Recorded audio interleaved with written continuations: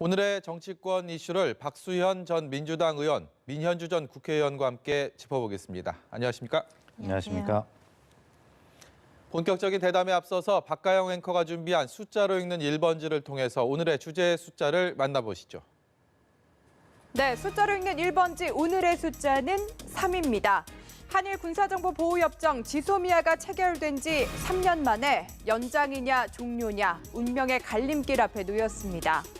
오늘 자정이 지소미아 종료 시한이기 때문에 종료까지는 이제 9시간도 채 남지 않았는데요. 일본의 극적인 태도 변화가 없다면 종료가 불가피하다는 게 우리 정부의 입장이죠. 지소미아 종료는 지난 8월 일본의 백색 국가 제외 조치에 따른 우리 정부의 상응 조치입니다. 한일 정부는 이후 물밑 접촉을 통해 합의점을 찾으려 했지만 일본이 수출 규제를 철회하지 않겠다고 맞서면서 해법을 찾지 못하고 있습니다. 이런 한일 갈등 속에 미국은 그동안 한미일 안보협력을 이유로 지소미아 종료를 반대해 왔습니다. 에스퍼 미 국방장관은 양국 모두의 리더십이 필요하다며 끝까지 한국과 일본 모두에게 지소미아 유지 압박을 이어가고 있습니다. 지소미아가 종료되면 군사적, 외교적 파장이 예상되는 가운데 문재인 대통령의 고심도 참 깊어질 텐데요. 일본의 태도 변화 없이 종료 결정을 번복할 수는 없는 상황입니다. 여기에 지소미아 종료 철회 등 3가지 조건을 내걸고 단식을 강행 중인 자유한국당 황교안 대표도 문 대통령의 마음을 무겁게 하는 요인일 겁니다. 과연 막판에 반전이 있을까요? 지금까지 숫자로 읽는 1번지였습니다.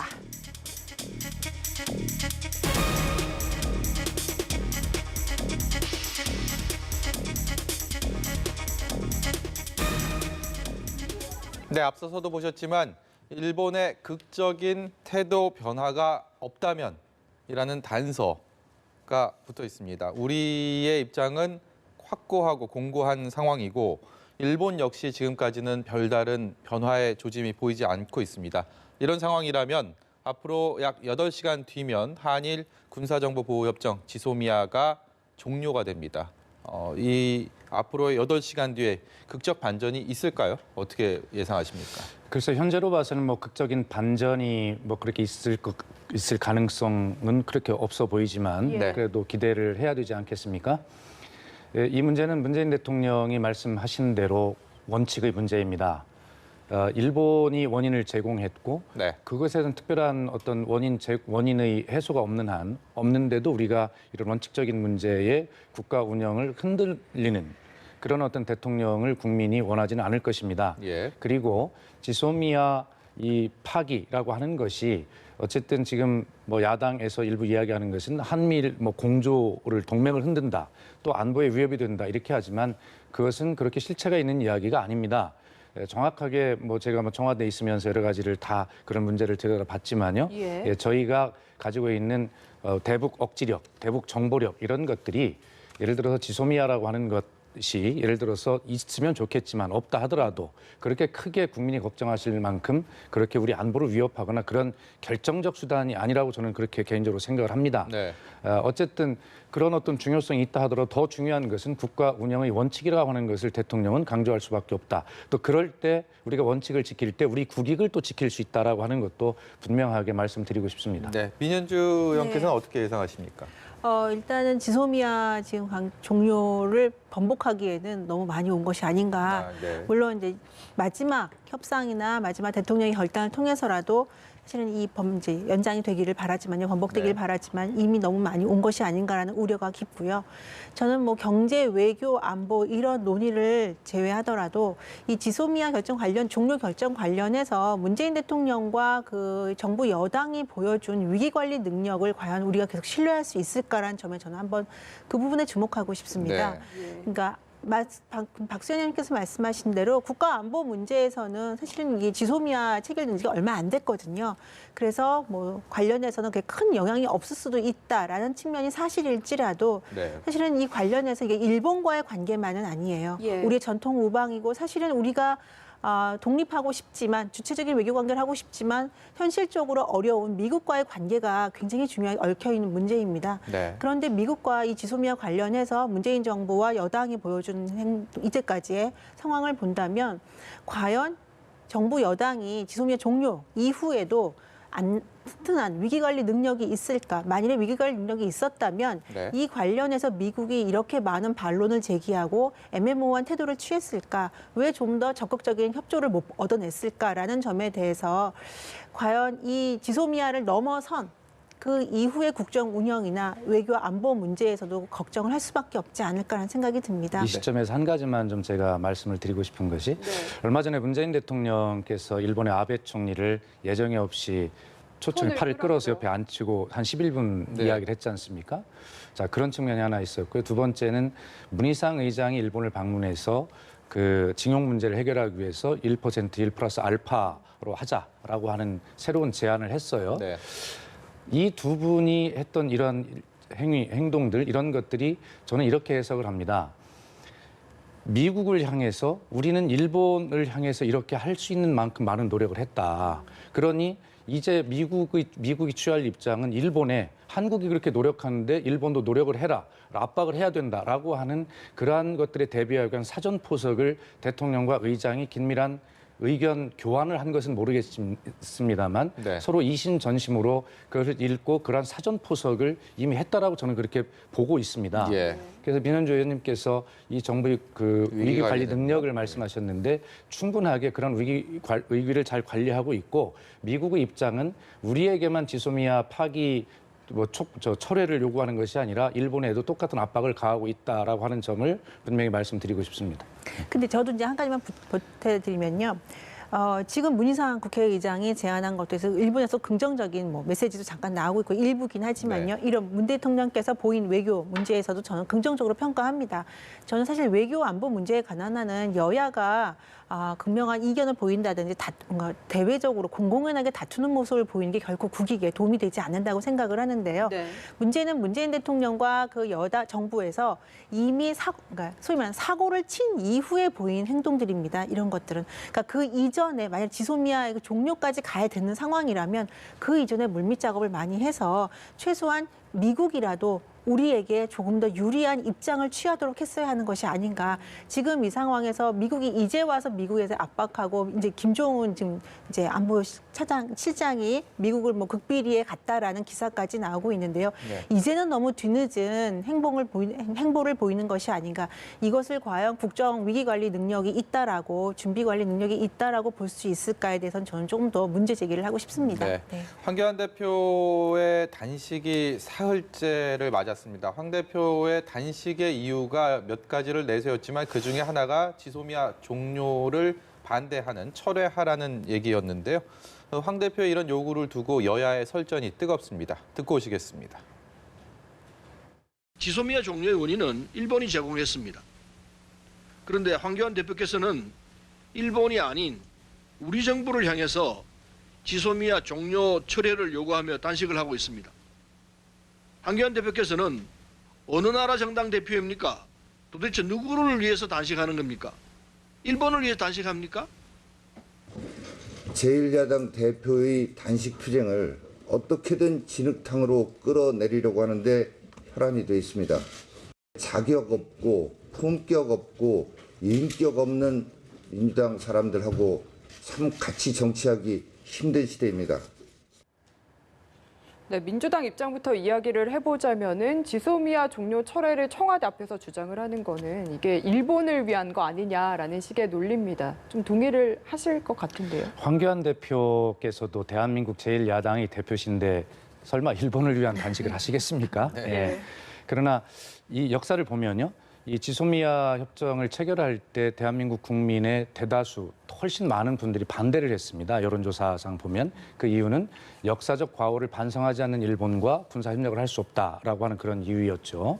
자, 그런데 지금 현재 상태에서 지소미아 종료를 선언하는 현 정부 입장에 대해서 잘했다는 의견이 그때 해서는 안 된다는 의견과 똑같은 비율로 많아요. 네. 결과적으로 국민의 뜻이 어디에 있는지를 제1야당이 잘 읽었으면 좋겠고요. 그것은 우리 국민께서도 역시 예를 들어서 그런 안보, 이런 순간적인 안보 이런 것도 중요하지만 절대적인 어떤 그 국익이라고 하는 측면을 지켜야 된다라고 하는 걸 말씀하고 계신데요. 지금 이 지소미아는요. 여야 간의 국내 정치의 문제가 아니라 국익의 문제입니다. 그렇기 때문에 이 문제는 제1야당의 대표로서 여당과 함께 손을 꼭 잡고 국익을 지키기 위해서 일본을 네. 향한 말씀을 하셔야 된다라고 하는 그런 뜻으로 서른 최고위원이 그렇게 말씀을 하신 것으로 저는 해석이 되고요. 어쨌든 이해찬 대표께서도 말씀이 계셨습니다만 지금 우리 자유한국당의 정책위 의장하시는 정영기 의원 말씀이 네. 아주 민주당을 저렇게 신랄하게 비판하시지만 이해찬 대표 그렇게 말씀하셨습니다. 단식이라는 분에게 드릴 말씀은 아니지만 네. 단식을 중단하고 국회가 얼마 남지 않았으니 정치 협상에 참여해서 진지하게 논의해 주시기를 바란다라고 정중하게 요청하신 것이 민주당의 입장입니다. 네. 민주당에서 누가 어떤 이야기를 한다고 그래서 정영기 의장께서 저렇게 민주당을 저렇게 신랄하게 비판하실 그럴 일은 아니라고 그렇게 생각을 합니다. 네. 민주당 박주민 최고위원은 네. 단식 장소를 가지고도 네네. 뭐 얘기를 했습니다. 의문을 제기했는데 황교안 대표는 단초 단식을 시작하면서 3가지 그러니까 지소미아 종료에 대한 입장도 내세웠고 네. 그뿐 아니라 공수처법이나 연동형 비례대표제 이른바 이렇게 3가지를 제시를 했는데 이 지소미아를 제외한 네. 나머지 2개는 사실 청와대 대통령한테 항의할 거리는 아니다라는 그렇죠. 게 이제 전반적인 견해입니다. 국회에서 어떻게든 풀어가야 되는데 네. 근데 단식은 청와대 앞에서 한단 말이죠. 그렇다면 지소미아가 오늘 자정을 기해서 만약에 이대로 종료가 된다면 그 이후에는 단식을 청와대에서 하는 게 맞겠습니까? 어디서 해야 될까요? 저는 일단 황교안 대표가 제1야당 대표로서 단식이라는 사실은 극단적인 선택을 하신 거예요. 네. 저는 이 단식에 찬성은 하진 않지만 이 결정을 하신 황교안 대표의 의중이나 이런 거에 대해서 사실 이해하기 좀 어려운 부분들이 있지만 그래도 동시에 또 안타까운 마음도 있습니다. 그러니까 제1야당 대표로서 어떻게든 이 지소미아 문제라든지 선거법 관련된 패스트트랙 문제까지도 이제 책임을 지고 해결해야 된다라는 그런 막중한 사명감 때문에 지금 극단적인 선택을 하셨는데요. 일단 청와대 앞에서 단식을 하는 물론 이게 장소가 중요한데요. 왜냐하면 보통 국민들께서는 장소가 뭐 중요하냐라고 생각하실 수 있지만 사실은 정치인들에게 장소, 말 하나, 의상 이런 것들이 모두 다 국민들에게 메시지가 될 수 있기 그럼요. 때문에 예. 굉장히 중요한데 청와대를 선택한 것은 사실은 황교안 대표의 자발적인 선택인 것 같지는 않고요. 네. 지지자들과 그리고 제1야당 대표로서 나의 상대는 대통령이다라는 메시지를 주고 싶어서 황교안 대표가 청와대를 선택하신 것 같아요. 특히 이게 장외지 않습니까? 네. 청와대 앞에서는 이제 다양한 문제들 때문에 이제 천막이라든지 이런 설치가 어렵다고 하는데요. 그래서 일단 처음에는 원래 제가 알기로는 이제 국회 분수대 앞에서 이제 단식을 시작하시는 걸로 알고 있었는데 갑자기 장소가 바뀌었어요. 네. 먼 처음에 청와대 분수대 옆에서 그러니까 하려다가, 예. 국회에서 한번 국회에 처음에 하기로 했다가 그다음에 장소가 바뀐 게 예. 청와대 앞에 분수대를 갖고 네. 다시 이제 장소가 바뀐 건데요. 이 측면에서 이제 황교안 대표가 강한 메시지를 던지고 싶은 그 속마음은 알겠지만 사실은 이후의 진척 상황을 봤을 때는 황교안 대표의 단식의 그 장소라든지 지금의 메시지로는 지속하기가 매우 어려운 상황이 아닌가. 특히나 이제 지소미아뿐 아니라 국회법 관련해 패스트트랙 관련해서는 이게 12월 3일 날 지금 부의될 걸로 예상이 네. 되고 있거든요. 12월 3일까지 황교안 대표가 단식을 이어가기에는 현실적으로 굉장히 어려움이 많습니다. 네. 그래서 이런 측면에서도 황교안 대표의 그 최측근 분들의 그 의사결정 과정에 다시 한번 좀 신중한 검토가 있어야 되지 않나라는 생각이 듭니다. 네. 민 의원께서도 안타깝지만 좀 이해하기 어려운 부분이 있다고 하셨고 두 분 다 굉장히 박한 평가를 해주셨는데 정치권에서도 실제로 분위기가 그렇고 사실 한편에서는 제1야당 대표가 그래도 단식이라는 극단적인 투쟁을 하는데 너무 야박하고 비판적인 거 아니냐라는 목소리도 있거든요. 여기에 대한 생각은 어떠십니까? 예, 단식이라는 것, 특히 제1야당 대표의 단식은 역사적으로 중요한 변곡점들을 만들어 왔고 그 시기에 일어났습니다. 거기에 걸맞는 성과도 이뤄냈죠. 네. 김대중 대통령이 지방자치제를 성공시켰다든가 이런 것들인데 지금 이제 황교안 대표님의 단식에 대해서는 대체로 뭐 뜬금없다, 이해가 안 간다 이런 반응들 아니겠습니까? 예. 예. 단식에는 저는 4가지 조건이 있다고 생각합니다. 첫째, 대의 명분이 있어야 되고요. 두 번째는 시점을 잘 택해야 되고, 네 번째는 국민의 지지가 있어야 됩니다. 그리고 마지막에는 출구를 어디로 할 것인가까지 다 계산이 있어야 되는 것 아니겠습니까? 네. 예. 그런데 이 4가지 조건을 놓고 볼 때 어느 것도 충족시키지 못하고 있다는 게 제 판단입니다.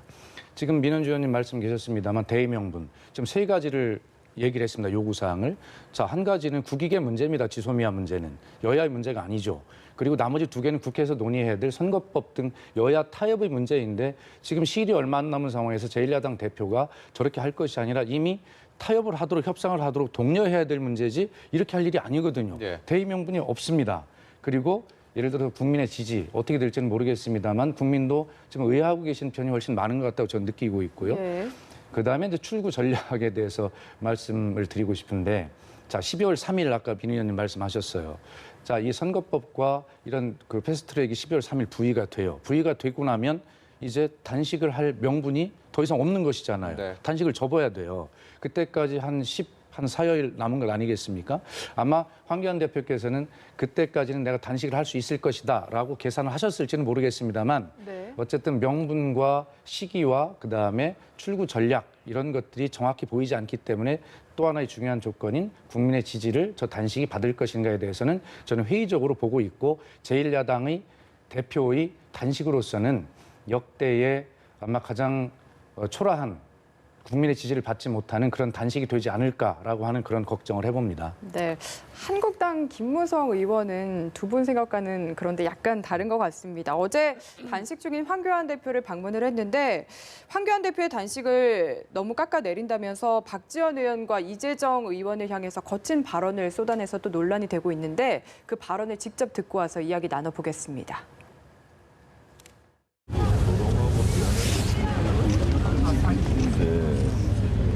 그거 좀 세게 좀 받아야 돼. 네, 준비하고 있습니다. 그럼 그놈들이 네, 내가 예. 오늘 쭉 보니까 네네.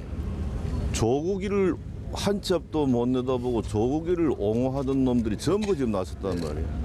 박지원이, 어?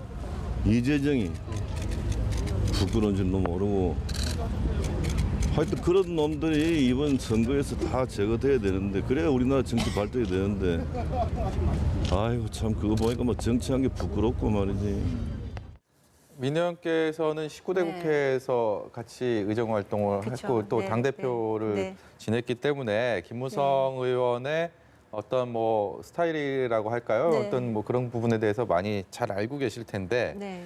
글쎄요. 어쨌든 불출마를 선언한 상황에 또 당의 어떤 뭐 네.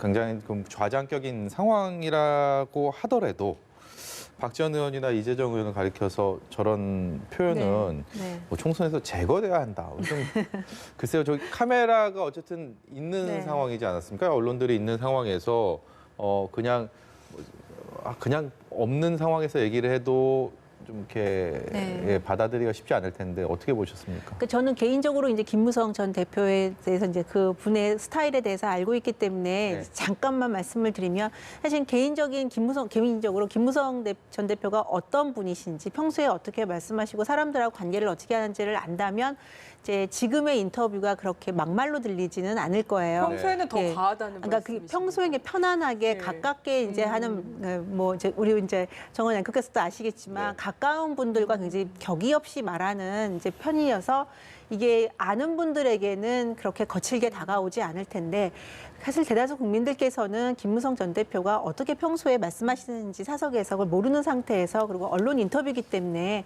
과하게 들리는 부분이 있는데요. 김무성 대표께서도 흥분해서 약간 말을 과하게 지나치게 하신 부분은 있는데 황교안 대표의 단식에 대한 민주당과 일반 야당의 반응도 사실은 지나친 건 사실입니다. 네. 제가 이제 앞서 말씀드렸듯이 황교안 대표가 왜 이 시점에서 이런 극단적인 선택을 하셨는지에 대해서 사실 저는 합리적으로 이해는 못하겠다라고 말씀을 드렸지만 네. 일본에 대해서 일본을 대변하는 것이냐 내지는 뭐 정치 초년생이 뭐라도 해보고 싶어서 한다라는 야당의 대변인의 논평이라든지 이런 부분은 그건 글쎄요. 역시 과하다. 그럼요. 예. 그러니까 어쨌든 제1야당의 대표가 정치적인 선택을 한 거에 대해서 비판은 할 수 있지만 이렇게 신랄한 비난 내지는 인격 모독 수준의 이런 논평을 내는 건 공식 논평을 내는 건 전 좀 지나쳤다. 근데 그 부분에서 아마 같은 당 의원으로서 그러니까 김무성 전 대표가 이제 이렇게 말씀하신 것 같은데요. 김무성 전 대표도 사실은 조금 더 선을 넘으신 것 같고요. 네. 황교안 대표의 지금 이 단식을 둘러싼 이런 언쟁뿐 아니라 기본적인 저는 왜 이런 것을 할 수밖에 없는지 그리고 왜 황교안 대표가 또 그러고 절박한 심정에서 한 단식이 왜 이렇게 국민적으로 지지를 받지 못하는지에 대해서도 황교안 대표와 자유한국당의 많은 의원들은 깊이 다시 한번 생각해 봐야 되는 시점이라고 생각합니다. 네. 좀 여기에 대해서 혹시 하실 말씀 있으신가요? 예, 김무성 전 대표님은 이제 국가의 원로 역할을 하셔야 됩니다. 그리고 저 자리에 가셔서는 황교안 대표께 단식을 접고 정말 국회 협상에 최선을 다하라라고 하는 당부의 말씀을 하실 분인데 저기에 가서 저렇게 아무리 평소에 격의 없이 말씀하시는 분이라 하더라도 저 정치 구단이 가서 카메라가 다 보고 있는 앞에서 저렇게 이야기했을 때는 정치적 의도가 분명히 있다고 보아야 합니다. 지금 황교안 대표가 예를 들어 시점에도 명분에도 없는 단식을 하는 이유를 더 솔직하게 제가 분석을 해보면 저는 이런 생각을 갖습니다. 어제 단식 2일째 자유한국당이 대폭 물갈이론을 발표를 했어요. 그리고 이미 상황은 김세현 의원의 불출마 선언과 쇄신 요구에 의해서 황교안 대표의 리더십이 심각하게 흔들리고 있는 상황이었습니다.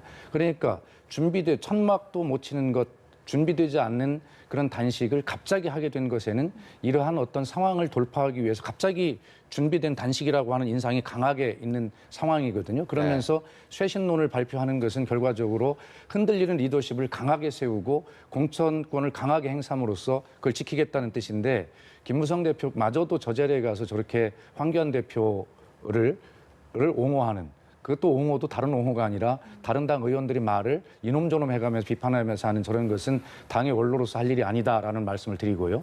그리고 저 단식을 비판하는 것은 민주당만 비판하는 것이 아닙니다. 모든 바른정당 같은 보수 정당까지도 비판을 하고 있어요. 국민이 비판입니다. 그리고 민주당 의원들의 저 정도 품격 있는, 없다고 하지만 품격 있는 저런 비판을 가지고 가서 돌이켜보면 자유한국당의 의원님들이 대통령을 향해서 그리고 얼마나 많은 막말을 쏟아냈습니까? 저런 것들을 비판할 자격이 있습니까? 네, 그 한국당 인적 쇄신 방안 이야기를 해주셨는데 그 이야기 하기 전에 단식 관련해서 하나만 더 질문을 드릴게요. 지금 황제 단식이라는 이야기가 나오거든요. 그 이유가 황교안 대표 단식하는데 바로 옆에서 천막을 치고 24시간 근무하는 배정표가 공개가 됐고 뭐 불이익받는다, 임산부도 포함이 됐고요. 이런 점들 역시 좀 어떻게 보시는지 궁금합니다.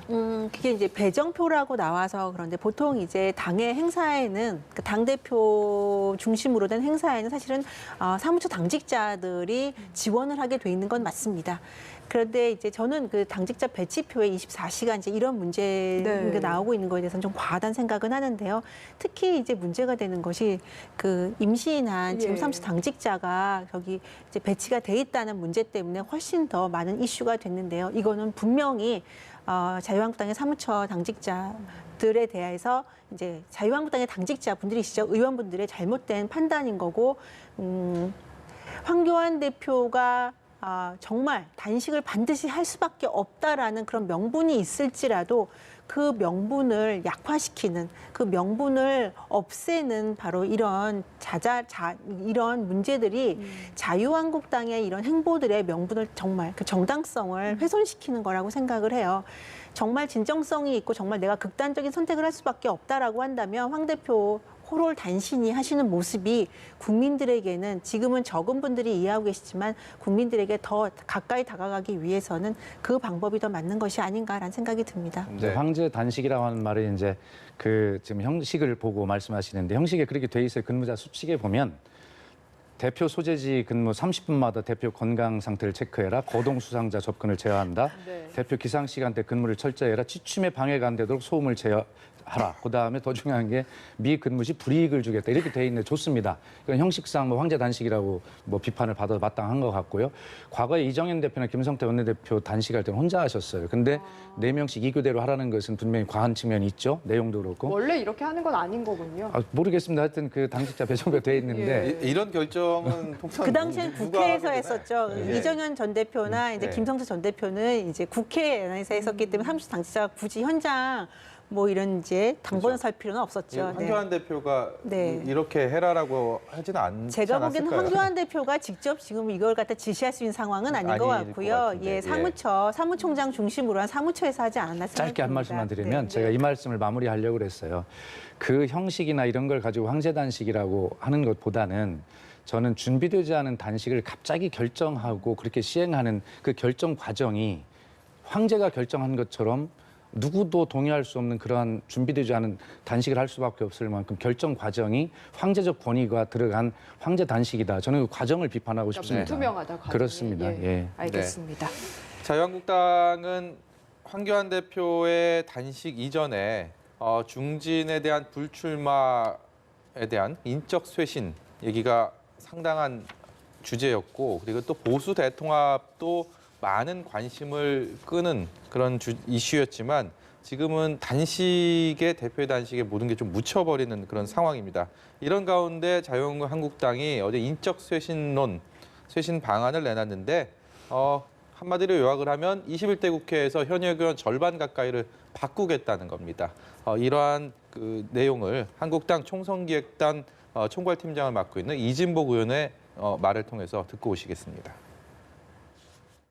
그 어떤 역대 공천보다도 교체율이 높아야 한국당이 변하고 있구나라는 하고 그 국민들이 느끼실 거라고 생각했기 때문에 이 정도의 인적 쇄신 기준을 만들었다라고 말씀드릴 수 있겠습니다. 문제는 이런 컷오프라든지 이런 부분에 대해서 공정하냐 안 하냐 하는 문제거든요. 그런 부분에 대해서 저희들이 공정성을 확실하게 만들 수 있도록 누구에게나 똑같은 룰이 적용될 수 있도록 해보려고 안을 만들어가고 있으니까 저는 의원들이 충분히 이해할 거라고 보고 있습니다.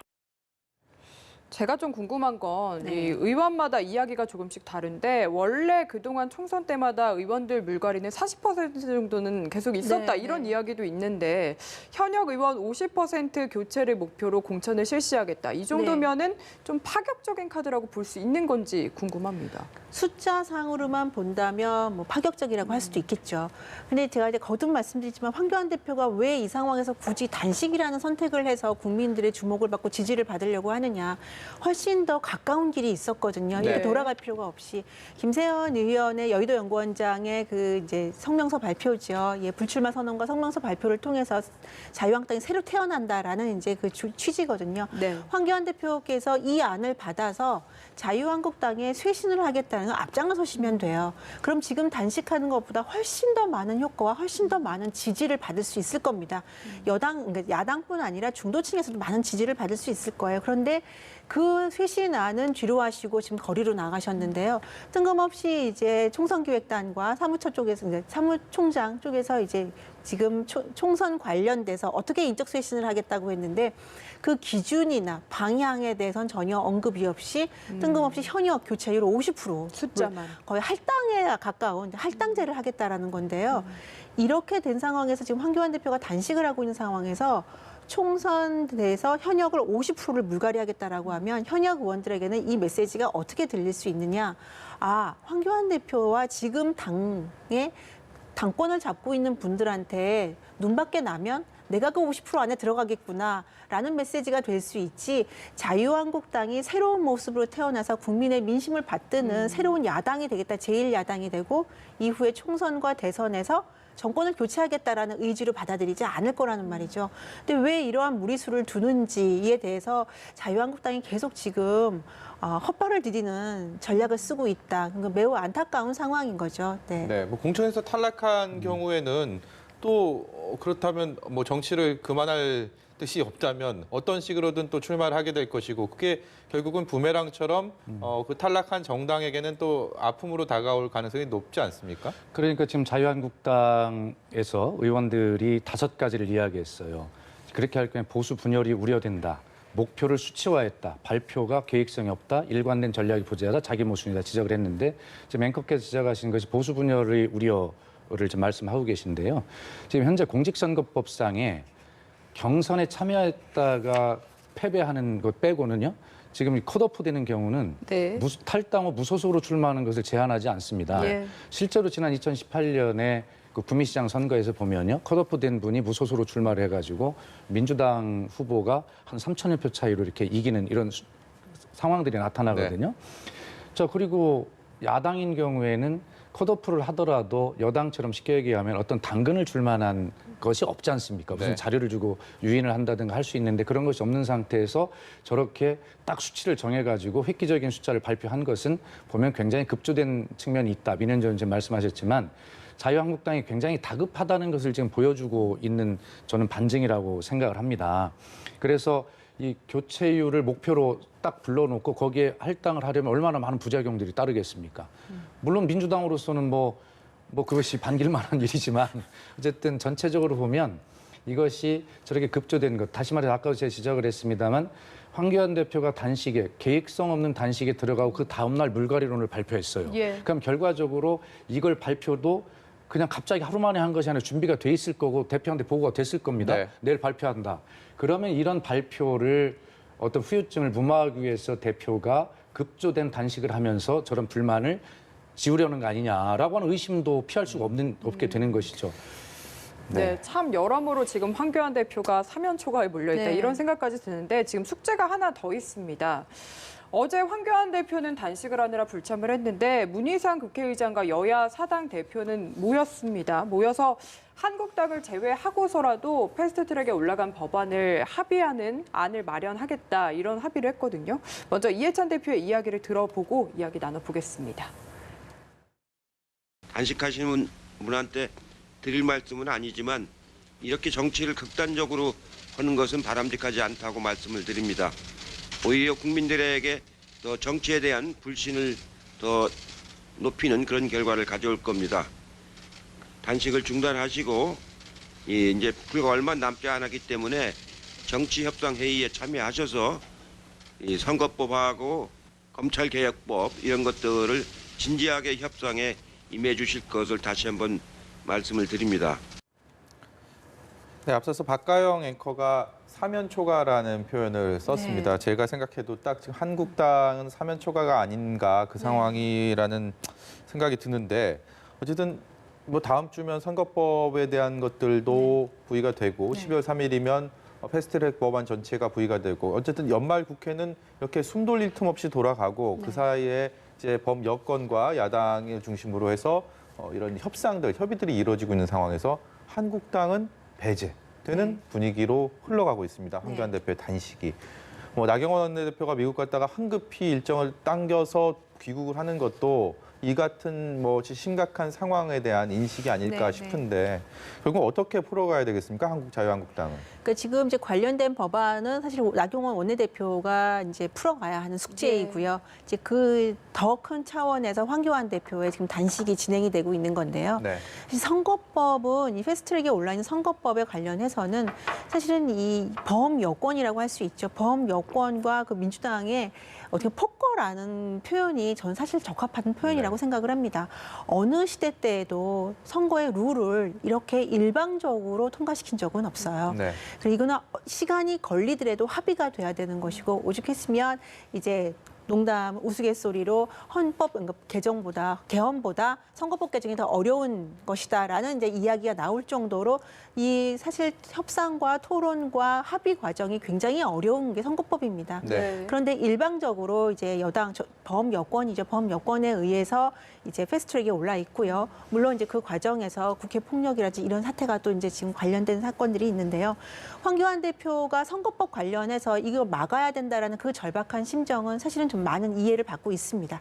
그래서 이 부분에 대해서는 일정 부분은 이해는 되지만 그러기 위해서라도 사실은 민주당과 그 정의당 중심으로 된 이 밀어붙이는 이 폭거에 대해서 막아서기 위해서라도 황교안 대표는 지금 단식보다는 사실은 바른미래당이나 이 다른 야권에서 약간 중도적인 입장을 취하고 있는 다른 당과 의원들과의 협상과 그 연대를 위한 노력을 더 적극적으로 하는 것이 어떻게 보면 더 현실적인 방법이 아닌가. 이제 물론 황교안 대표가 계속 단식을 하고 있다면 민주당의 입장에서도 이것을 계속 밀어붙이기 쉽지는 않은 상황일 거라고 생각을 해요. 그래서 그런 것들을 고려한 전략일 수도 있지만 좀 중장기적으로 봤을 때 예산안 통과라든지 다른 민생 법안 관련해서라도 황교안 대표가 직접 의원들을 설득하는 작업이 쉽지는 않겠지만 일단은 그런 노력도 함께 보여야지만 국민들의 지지를 얻을 수 있지 않을까라는 생각이 듭니다. 한국당을 제외한 선거법 개정안을 마련한다는 게 국민들의 또 설득력을 얻는 것도 또 과제가 될 것 같아요. 자, 이게 우리 민현주 의원님 이제 폭거라고 말씀하셨는데요. 그건 법에 따른 절차입니다.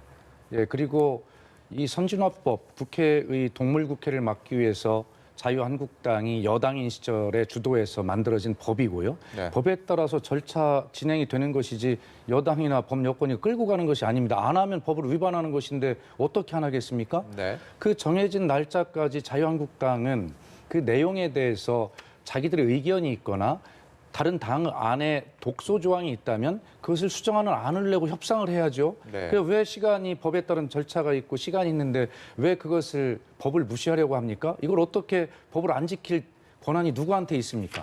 그렇기 때문에 민 의원님께서 이것을 법 여건이 폭거다라고 하는 말씀은 그건 다분히 동의할 수 없는 말씀이고요. 그리고 지난 20대 국회의원 선거 때 저도 낙선을 했습니다만 이 선거법은 1년 전에 통과시키게 돼 있어요. 예. 그래서 선거구 조정도 하고 해서 준비할 시간이 필요한데 저도 새로운 지역구를 받았습니다만 불과 한 달 전에 조정이 됐어요. 네. 낙선했습니다. 누가 책임질 겁니까? 다 위법한 거예요.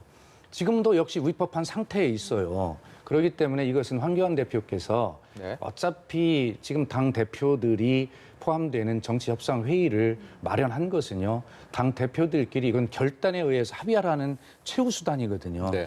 이것을 걷어차면 황교안 대표는 두 가지 덤터기를 쓰게 됩니다. 하나는 이 여야 합의에 의해서 게임의 룰을 마련하는 것이 민 의원님 말씀대로 원칙인데 이것을 표결로 한다. 합의가 안 돼서 표결로 한 이 책임을 누가 지냐? 결과적으로는 자유한국당 황교안 대표가 다 덮어쓰게 되어 있습니다. 왜 그런 손해나는 짓을 합니까? 그리고 결과 통과될 건데 그러면 자유한국당에서 자기 당의 이익을 위해서 주장하는 안은 누가 주장해 줄 겁니까? 왜 손해나는 짓을 합니까?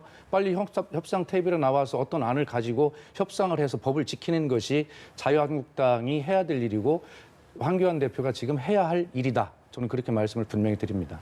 네. 근데 지금 분위기로 봐서는 사실 네. 그렇게 안 될 것 같고 여야 사당은 밀어붙일 것 같고 네. 그럼 한국당 의원들도 반발할 거고 네.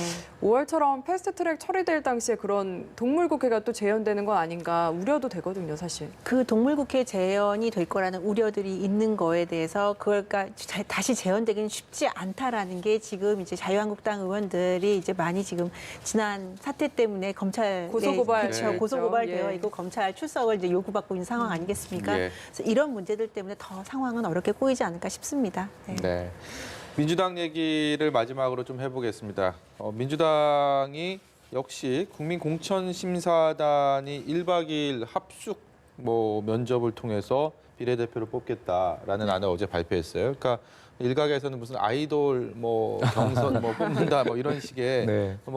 그 발상 자체는 굉장히 신선한데 네. 이게 과연 실효성이 있을까라는 네. 비판도 공존합니다. 어떻게 생각하십니까? 이게요. 갑자기 만드는 게 아니라요. 이 문제는 이미 2017년 11월 정당발전위원회에서 비례대표 선발에 있어서 국민 참여를 제도적으로 보장하기 위해서 오랫동안 다듬어서 만든 제도입니다.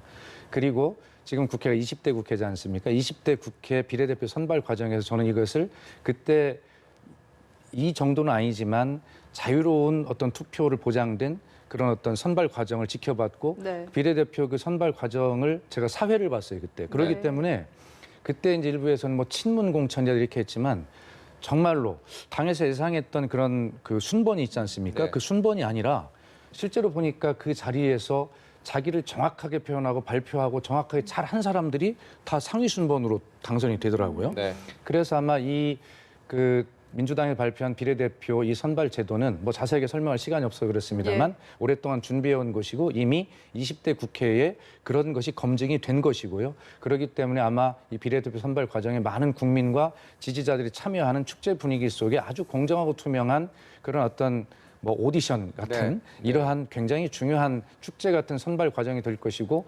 정치를 변화시키고 발전시키는데 네. 굉장히 중요한 한 분기점이 될 것이다. 그렇게 평가합니다. 너무 좋은 얘기만 해주셔서. 네. 하실 수밖에 없는 그렇죠. 상황인 것 같고요. 네, 예. 네. 저는 이제 이걸 보면서 민주당한테 좀 죄송한 말씀이지만 지금 수사 중인 모 방송국의 투표 조작 사건이 갑자기 떠올랐어요. 네. 그러니까 폄훼할 생각은 아닌데요. 네. 왜냐하면 이게 과거에 한두 번 정도는 굉장히 국민들에게 네. 신선하다, 참신하다라고 다가왔던 제도인데 결국에는 당 지도부나 당에서 단 지지 세력의 지지를 받는 사람들이 이제 상위 순번이 될 수밖에 네. 없고요. 네. 얼마 전에 이철희 의원이 다른 방송에서 인터뷰한 내용을 제가 봤는데 네. 민주당이 지향하는 거 물론 이철희 의원이 민주당의 대표 의견을 제시하는 건 하는 건 아니지만 아니죠. 예. 네, 아니지만 이철희 의원이 그때 제시했던 새로운 인재 영입의 기준이 지금 굉장히 참신하게 다가왔었는데요.